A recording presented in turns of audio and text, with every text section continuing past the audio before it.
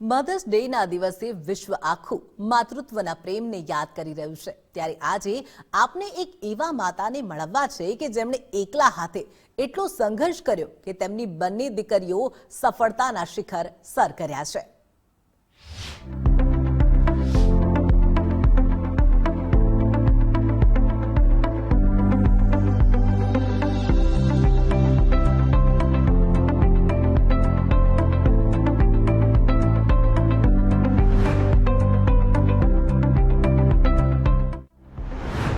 તડકામાં વાદળડી, ઊંચાઈ આંબવા નિસરડી, સંતાનના સંઘર્ષમાં સારથી એટલે માં।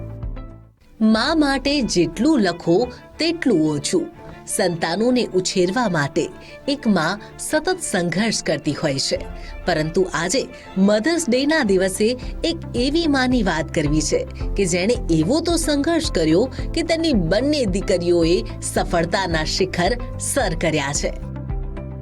નડિયાદમાં સબનમબેન મેમણે એકલા હાથે એટલો તો સંઘર્ષ કર્યો કે જેના વિશે સાંભળીને કોઈ પણ વિચારમાં પડી જાય, પરંતુ કહેવાય છે કે સંઘર્ષરૂપી ક્ષણો બાદ રાજીપાની ઘડી આવતી હોય છે।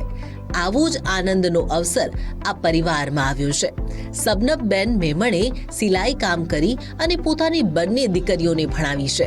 સબનમબેનનું સપનું હતું કે સંતાનોને એટલા ભણાવીશ કે સમાજ સલામ કરશે, અને એવું જ બન્યું। પહેલાના જમાનામાં એટલું ભણાવતા હતા નહીં, એટલે મારું સ્વપ્ન હતું કે હું મારી બેઉ દીકરીઓને ખૂબ જ ભણાવીશ।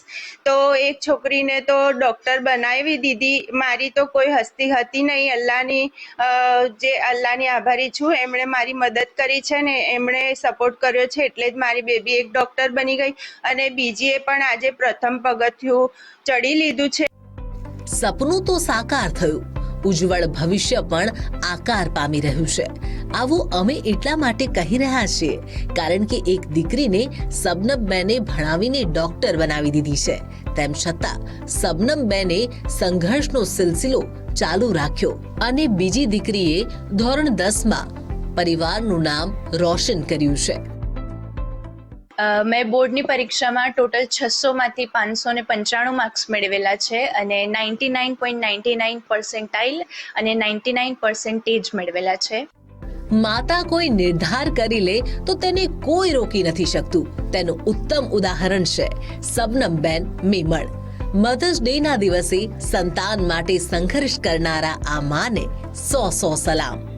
કિશન રાઠોડ, ગુજરાત ફર્સ્ટ, નડિયાદ।